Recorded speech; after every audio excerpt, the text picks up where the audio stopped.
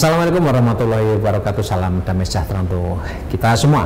Tribun dan pemirsa dimanapun Anda berada, jumpa lagi di Jejak Hijau, program literasi digital, sebuah inisiatif untuk bumi kita yang lebih baik. Dan tema bincang-bincang kita kali ini adalah soal sampah, ya, menuju kota tahan sampah, dan apakah Yogyakarta bisa menjadi contoh nyata mengatasi persampahan. Dan sudah bersama kita Dr. Andes Ekmal Tahir, MSI, tim ahli Pusat Studi Lingkungan Hidup Universitas Gadjah Mada. Apa kabar Pak Ekmal? Baik, selamat pagi Pak Krishna. Iya, sampah menjadi problem yang tidak mudah di banyak kota yang tumbuh berkembang, urbanisasi, perubahan pola konsumsi dan lain sebagainya. Dan persoalan ini meninggalkan begitu banyak dampak sosial ekonomi dan terutama terkait dengan kenyamanan bagaimana masyarakat di wilayah setempat hidup dan tinggal. Dan untuk itu kita akan ke Pak Ekmal langsung. Bagaimana sebetulnya ya kondisi pengelolaan atau kondisi persampahan di, kita spesifik dulu di kota Jogja dan sekitarnya, karena ini kan kawasan Jogja ini kan kecil aja tetapi bersinggungan, beririsan sangat rapat dengan wilayah-wilayah lainnya. Pak Ekmal, bagaimana ini situasinya? Baik Mbak Krishna, jadi memang yang namanya sampah itu di masyarakat kan memang sudah jadi masalah kayaknya sehari-hari gitu ya. Memang karena aktivitas masyarakat apalagi sekarang di pola konsumtif ini selalu menghasilkan sampah gitu, dan terutama yang sekarang adalah sampah dari berupa sampah sisa makanan dan kemasan gitu ya. Nah, kemudian kalau di Jogja memang dulu istilahnya masyarakat itu kan kayak dimanjakan gitu. Jadi di Jogja itu kan kita ada di Provinsi DIY ada 3 TPA, yaitu TPST yang TPA Piungan yang untuk wilayah kota Bantul dan Sleman, kemudian di Gunung Kidul ada sendiri, dan di Kulon Progo ada sendiri. Kemudian dengan seiring waktu ada satu kondisi darurat di mana TPA Piungan itu sudah over capacity, sudah tidak lagi bisa menampung sampah dari 3 wilayah ini gitu. Kemudian ya diperluas, tapi tetap itu tidak bisa. Ya itulah yang kemudian menyebabkan kita beberapa waktu kemarin kan ada semacam kondisi darurat sampah di DIY. Nah itu memang harus berbenah. Nah itu saya kira dalam berbenah dengan TPA Piungan memang mau tidak mau harus ditutup, kemudian ada perluasan tapi sudah tidak memungkinkan. Ya itulah yang kemudian sampah itu muncul menjadi masalah lingkungan tersendiri. Nah itulah yang kemudian bagaimana kita harus mengenalinya. Yang jelas kita harus tahu bahwa yang namanya sampah tiap hari dihasilkan. Kita nggak mungkin menyetop itu saja ya. Kalau nanti mau menyetop berarti berhenti makan. Nah kemudian juga pola yang saat ini banyak berjalan dengan adanya TPA itu, masyarakat itu punya image bahwa pokoknya sampah dihasilkan dari rumah tangga, dibuang keluar, nanti ada yang petugas yang ngangkut, kemudian membawanya kemana, muaranya adalah di TPA tadi, ditimbun, kemudian pola seperti itulah yang kemudian harusnya itu sudah berubah. Nah, itulah yang kemudian bahwa model pengelolaan sampah yang benar itu adalah melalui penanganan di hulu dan di hilir. Di hulu yaitu pada saat sampahnya itu dihasilkan gitu di rumah tangga, di masyarakatnya gitu. Mulai dari upaya pengurangannya, di situ juga diolah. Itu mungkin kalau kita biasa kenal ya prinsip 3R itu, ada reduce itu pengurangannya, kemudian masyarakat sebagai penghasil sampah juga harus ikut aktif, walaupun tidak banyak, itu adalah dalam hal ikut mengolah dan mungkin menggunakan kembali, reuse dan recycle-nya. Kemudian kita juga tidak bisa menutup mata bahwa sampah tetap bisa dihasilkan, terus nanti pemerintah sebagai nanti juga salah satu operator ininya kemudian ikut mengolah di bagian hilirnya. Itulah yang sebenarnya harusnya hulu dan hilir harus bareng ya. Oke Pak Iqmal, ini mungkin agak sedikit tadi sudah disinggung-singgung, tapi mungkin bisa dielaborasi lebih lanjut lagi. Strategi atau prinsip yang paling penting untuk menjadikan sebuah kota itu lebih tahan lah, katakan dalam tanda kutip, terhadap problem sampah ini apa, Pak Iqmal? Kalau kita di Indonesia ya sebenarnya di perkotaan sebenarnya itu karena sampah itu kan sebenarnya otonomi di daerah tingkat 2 ya, kabupaten kota gitu ya, bahwa itu memang sekarang harusnya itu kita dulu sudah diminta untuk menegakkan adanya Jakstrada, yaitu kebijakan dan strategi nasional dan daerah untuk pengurangan dan penanganan sampah.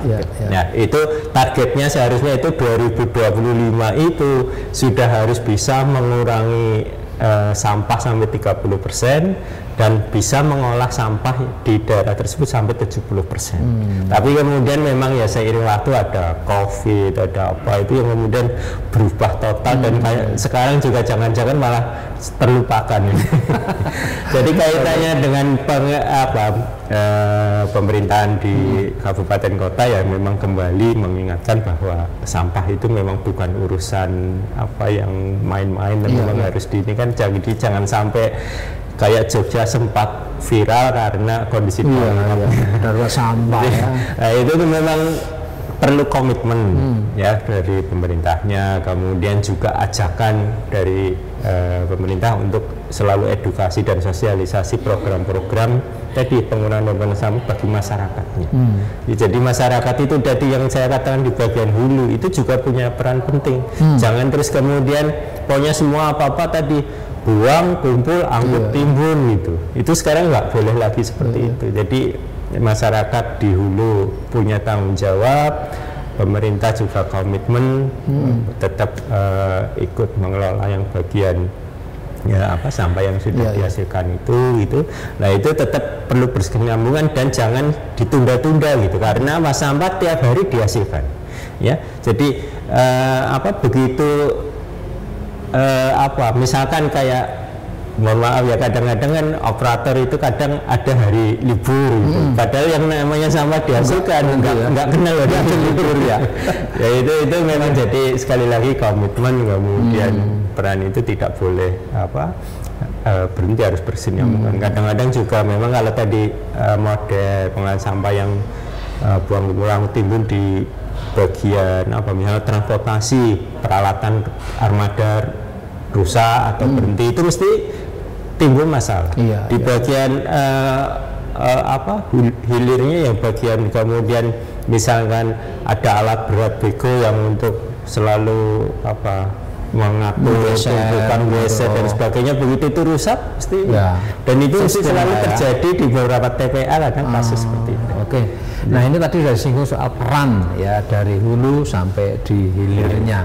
Nah, tetapi kadang-kadang nih Pak, empiris ini dari aspek kebiasaan atau habit, dari aspek perilaku ya, ini kan kadang-kadang ya nggak mendukung ini. Nah, contohnya gini Pak, ada yang sudah berusaha untuk memilah sampah, kemudian dia ambil oleh petugas di sistem yang itu, tetapi kemudian sama saja karena dicampur lagi gitu. Ini bagaimana coba untuk pendekatan soal habit dan perilaku ini? Ya memang betul Pak Lina. Jadi sekali lagi memang sampah itu kesadaran dan juga mengubah perilaku budaya lah ya, budaya sehari-hari, kebiasaan sehari-hari itu yang memang justru tantangannya paling sulit. Jadi masyarakat diminta untuk mengurangi, kemudian yang sekarang juga banyak pemilahan. Nanti pemilahan sampahnya adalah kalau bisa dikomposkan sendiri di rumahnya, ataupun nanti jenis sampah khususnya sampah anorganik yang sudah dipilah itu kemudian mau diapakan gitu. Memang beberapa jenis sampah aja punya dalam tanda petik nilai ekonomis ya, walaupun kecil, tapi memang karena karena ada nanti yang pabrik mendaur ulang gitu. Pabrik mendaur ulang berarti butuh pasokan berarti siapa yang mengambil? Pengepulnya biasanya nanti ke temulung ataupun ke bank sampah gitu. mereka nanti akan yang menampung kemudian menyetorkan ke pabrik daur ulangnya. Nah, memang kemudian seringkali ada jenis sampah lain yang diminta untuk dipilah-pilah gitu. Misalkan sampah kertas itu masih bisa didaur ulang, beberapa jenis sampah plastik kayak PET, kayak HDPE itu memang cepat laku dan itu misalnya biasanya itu. Tapi jenis sampah plastik lain, styrofoam, tas kresek, sudah dipilah tapi pengepul nggak mau, kurang, biasanya nggak semua mau karena apa, pabrik daur ulangnya kecil sehingga itu harus perlu apa, mungkin harus menimbun dulu banyak gitu. Makanya biasanya jenis itulah yang kemudian kurang apa ya, tidak diserap oleh pengepul, akibatnya sudah dipilah ya kemudian terbuang juga, akhirnya ke TPA lagi. Lah itu yang memang tergolong sebagai sampah, kita kenal sebagai sampah residu gitu ya. Ya, memang ada beberapa kelompok masyarakat yang sudah memilah jenis sampah residu bisa dibuat kerajinan, tapi juga apa ya, jumlahnya lebih relatif porsinya kecil dibandingkan dengan yang sampah yang ada. Memang seringkali kalau di sekitar kita itu adalah kondisi seperti itu karena kurangnya kesadaran memilah. Jadi kalau sampah dicampur, apalagi mesti bercampurnya dengan sampah basah dari sampah dapur, dari sampah makanan, itu mesti kondisi sampah yang tadi harusnya dipilah kering itu mesti kotor. Kotor kalau hanya sekedar basah itu mungkin masih bisa dicuci mudah, tapi kalau sudah ada kena minyak, apa itu nyucinya susah. Nah, itu pengolahan lebih lanjut dari sampah yang kotor seperti itulah yang memang makanya tadi gencar pemilahan juga memang salah satu yang harus diupayakan. Tapi Pak Iqmal melihat memang sudah ada arah ke sana ya soal penyadaran dari tingkat hulunya. Saat ini memang sporadis ya, artinya upaya pemerintah selalu gencar. Kami dari Pertumbuhan Tinggi juga ada edukasi, kami dari PSLH misalnya ada pembekalan KKN. Jadi program KKN mahasiswa turun ke masyarakat itu biasanya selalu ada program edukasi sampah ya. Kemudian ya secara mandiri masyarakat sekarang kan juga banyak melalui jaringan JPSM itu mereka ada, kemudian juga diinisiasi bimbing dari DLH ataupun dari pemerintah Kabupaten atau kelurahan itu mereka diminta kalau bisa ada bank sampah dan sebagainya. Itu upaya-upaya masyarakat itu untuk ikut minimal peduli, kemudian jika mungkin ada sampah yang terpilah ada manfaat ekonomi sebagainya seperti itu mungkin. Ya.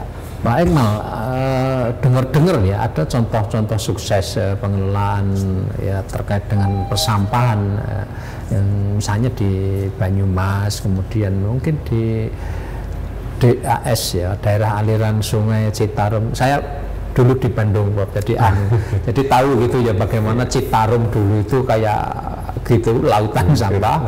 Apa benar kisah sukses itu, Pak Iqmal? Ya, kisah sukses sebenarnya banyak contohnya karena apa masing-masing kan punya apa keunikan tergantung dari masyarakat sana sendiri ya. Kemudian juga ada faktor lain, misalkan support dari pemerintahnya, support dari pihak swasta mungkin melalui CSR dan sebagainya. Yang pertama memang yang paling utama adalah kalau ada masyarakat yang aktif, biasanya itu mesti sukses dalam artian pada skala lokal itu saja ya, kayak di Jogja sebenarnya juga banyak nanti contoh sukses ya. Contoh sukses di Jogja yang paling fenomenal sebenarnya bank sampah, karena tokoh bank sampah nasional itu juga dari Jogja ya, Pak Suwerda itu kan juga sering membantu PSLH juga dari Stikes itu.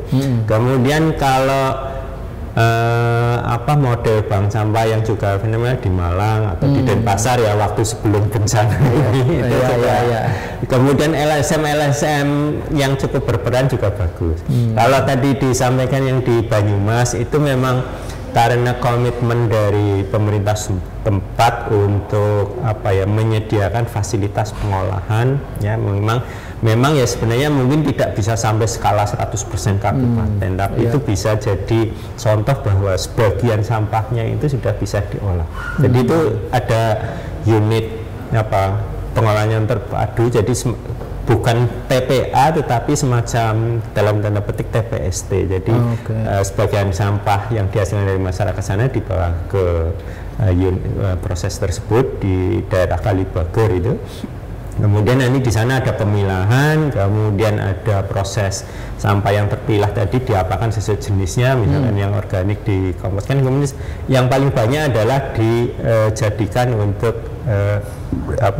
kayak untuk RDF. Kemudian itu kita kenal ada istilah refuse derived fuel, jadi bahan bakar yang menggunakan bahan sampah. Jadi sampahnya itu dikeringkan terlebih dahulu sampai batas kadar air tertentu, kemudian distorkan kepada pabrik-pabrik yang memerlukan bahan bakar. Biasanya itu kemudian dicampur ya, memang tidak misalnya diganti bahan bakar ini semua, tapi sekian persen digunakan itu. Kemudian kalau di mana tadi di Citarum itu memang fokus pada daerah aliran sungai sana, kemudian dengan masyarakat di sana mau ada beberapa titik yang kemudian komunitasnya itu disupport dari BUMN melalui program CSR. Jadi mulai pembinaan, mulai edukasinya, pembentukan organisasinya dalam bentuk bank sampah, kemudian strategi apa yang sesuai yang dicocok dilaksanakan di sana itu ada. Jadi termasuk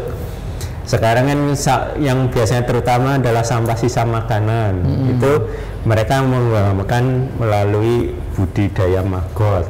Jadi maggot itu adalah larva dari lalat hitam BSF itu yang kemudian diternakan. Pada saat jadi larva itulah dia butuh konsumsi banyak, konsumsinya itu disuplai dari sampah dapur ya, khususnya sisa-sisa makanan itu. Jadi memang itu kemudian nanti berlanjut, maggot yang dihasilkan digunakan untuk pakan ternak, bisa karena dia protein tinggi kayak kalsium gitu, bisa untuk pakan ternak ayam petelur ataupun lele itu dia bisa untuk masak gitu.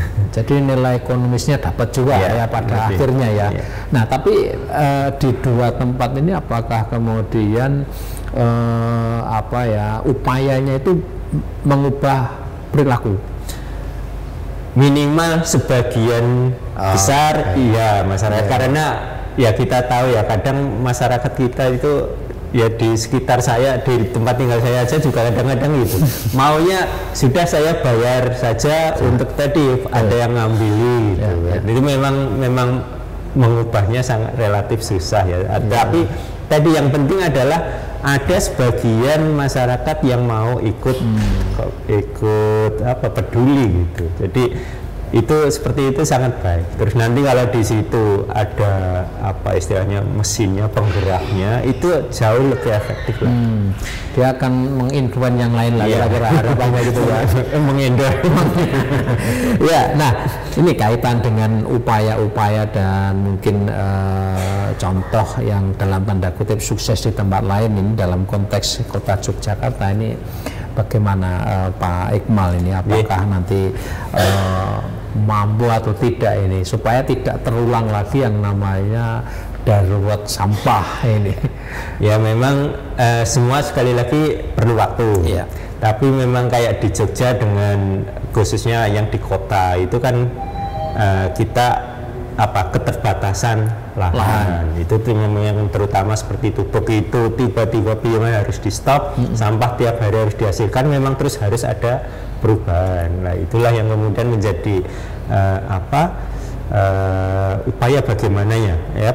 Nah itu kemudian memang perlu waktu, kemudian tidak setiap program bisa langsung dicocok diterapkan. Tapi saya kira di Jogja dengan modal seperti ini, salah satu yang cocok juga adalah adanya bank sampah di beberapa, mungkin kalau di Jogja di strateginya adalah di tiap-tiap RW. Itu memang sudah contoh beberapa bank sampah yang berhasil baik ya ada. Kemudian dari bank sampah ada bank induk sampahnya, itu yang kemudian mengkoordinir, memantau, itu saya kira baik. Memang kadang tidak selalu terlihat sukses kayak misalkan harus sampai di di blow up menjadi berita hoax itu mungkin tidak sefenomenal itu, tapi minimal itu sudah berjalan baik, dan itu kontinuitas itu supaya harus dipertahankan. Kemudian juga partisipasi dan komitmen dari DLH, misalnya melalui gerakan dulu awal-awal gerakan zero waste inorganik gitu, mungkin terus diganti ada Mbah Dirje yang model membuat biopori itu, tapi memang kadang-kadang kalau biopori mungkin sebenarnya tujuannya adalah untuk peresapan air, tapi kaitannya dengan sampah kan memang diisi, bisa diisi sampah itu, cuma memang volumenya kecil ya. Tapi tadi sekali lagi yang di Jogja yang sudah berhasil salah satunya adalah pemilahan sampah B3, jadi DLH menyediakan drop box untuk sampah-sampah B3 ya, jadi ada batu baterai, ada elektronik dan itu bisa ditampung ke situ. Kemudian sekarang kan ada Mas Jog ya, masyarakat Jogja olah sampah itu juga ya tadi memang perlu waktu, tetapi terus memang harus masyarakatnya diedukasi apa yang mereka mau dan mereka bisa ya disupport gitu. Jadi itu memang sekali lagi yang paling susah adalah mengubah dari budaya kebiasaan, dan itu kadang sering tidak terlihat. Tapi sekali lagi itu kemudian tadi yang memang paling baik yang di Jogja itu adalah yang bank sampah, melalui bank sampah dan komunitas.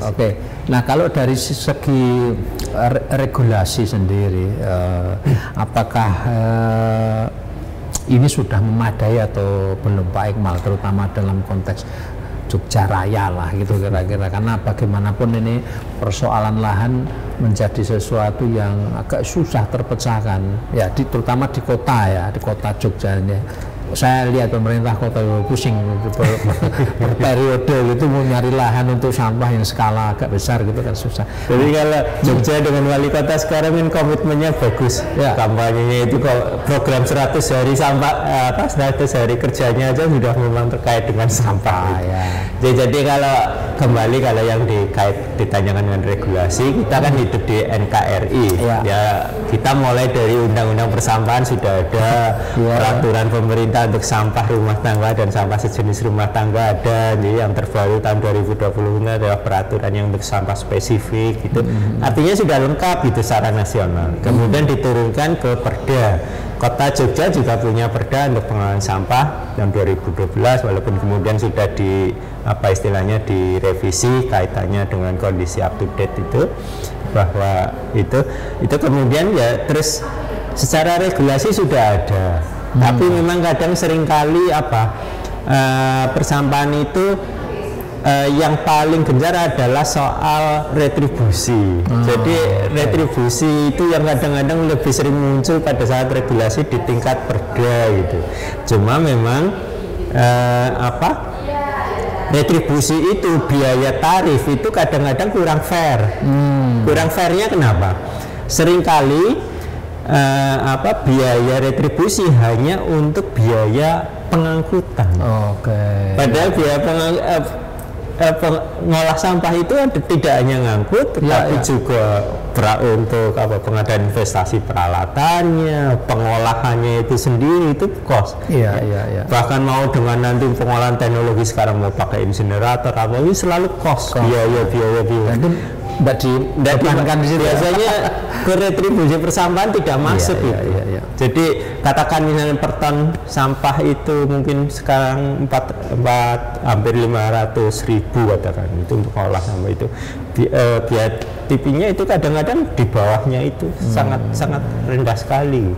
Kemudian juga soal regulasi tadi, adanya pelanggaran orang buang sampah sembarangan atau apa itu ada sanksinya. Tetapi penegakan sanksi nggak ada. Kadang-kadang ini kayak kemarin ada kondisi darurat sampah, orang yang melanggar sampah ada yang sampai diajukan ke pengadilan, tapi kayak cuma untuk insidental tidak.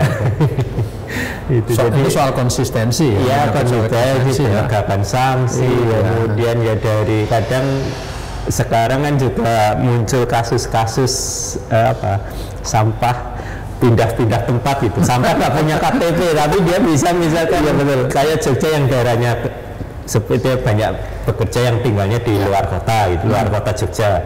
Itu kemudian mereka pagi datang ke mana, ke kota, bawa sambil nenteng tas kresek gitu. Di jalan begitu lihat ada orang, oh ada di sini tanah kosong itu lempar jadi TPS ilegal gitu kan. Dan ini Pak Iqmal, di beberapa waktu ini ya, waktu puncak krisis ya darurat sampah itu kan kita juga melihat ada banyak spanduk-spanduk yang diinisiasi oleh warga setempat ya, ini ada masyarakat, kemudian ada larangan di situ, denda, dikasih CCTV dan lain sebagainya. Ini fenomena positif mestinya ya.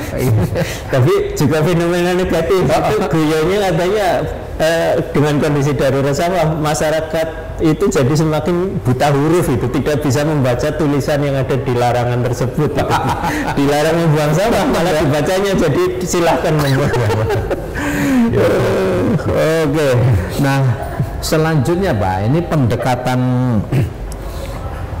pengelolaan sampah seperti apa yang kemudian ini bisa mendukung pembangunan kota yang berkelanjutan ya, yang kota yang tahan kan. Misalnya Jogja ini kan destinasi wisata utama ya, bagaimana kemudian ini pengelolaan sampah ini jangka panjang ya, tidak jangka pendek seperti sekarang ini ya misalnya ya.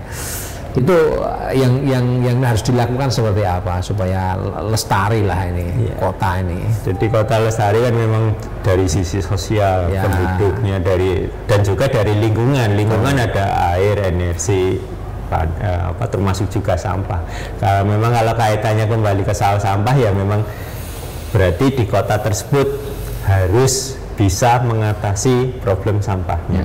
Jadi semua pihak harus dilibatkan, ikut peduli, punya tanggung jawab masing-masing. Tadi di hulu dan di hilir juga, di masyarakat di hulunya juga harus ikut peduli juga.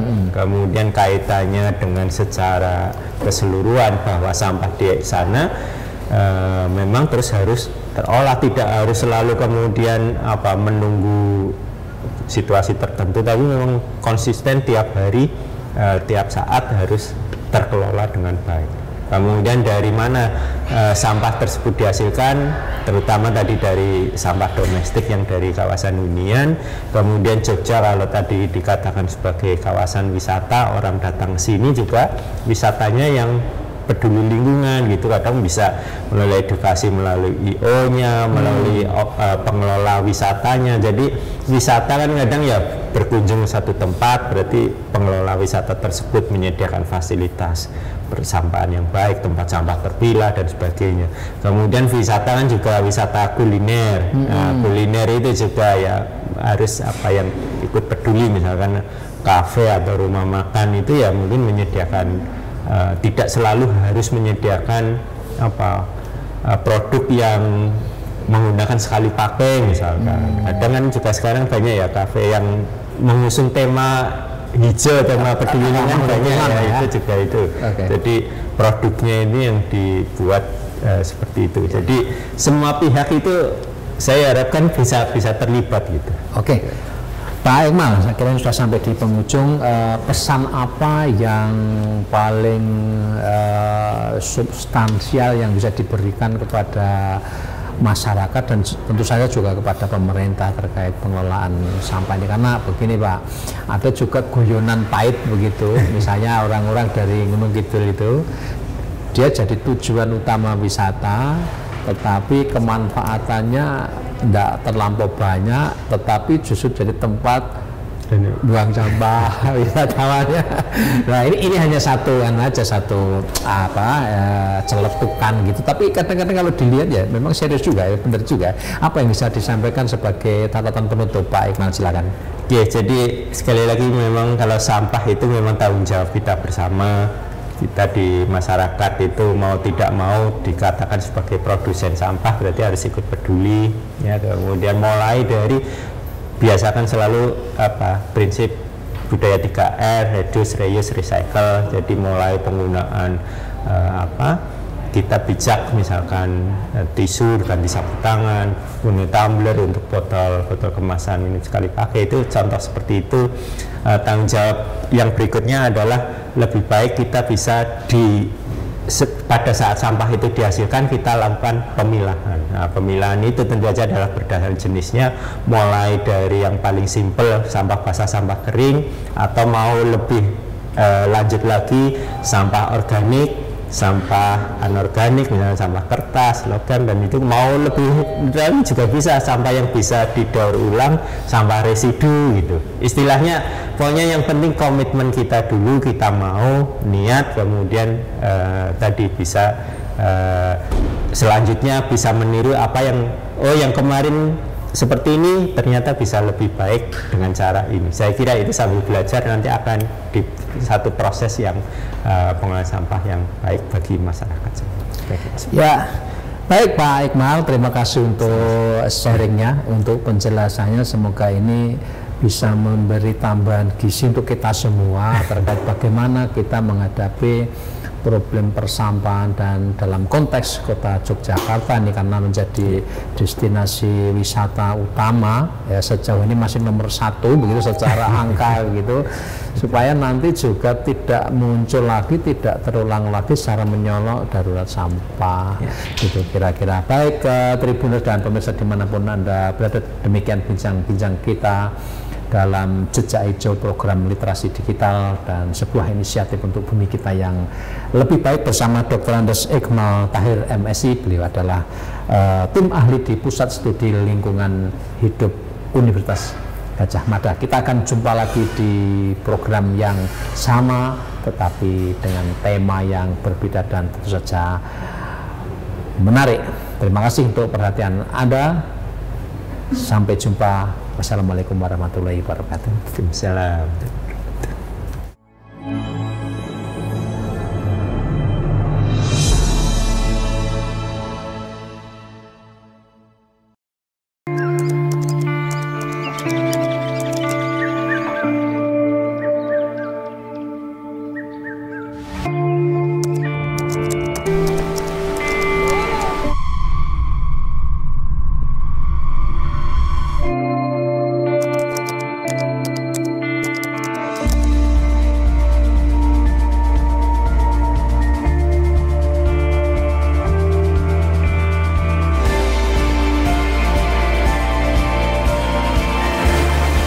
Dari akar persoalan hingga pucuk harapan, Jejak Hijau menelusuri dampak, menyuarakan harapan.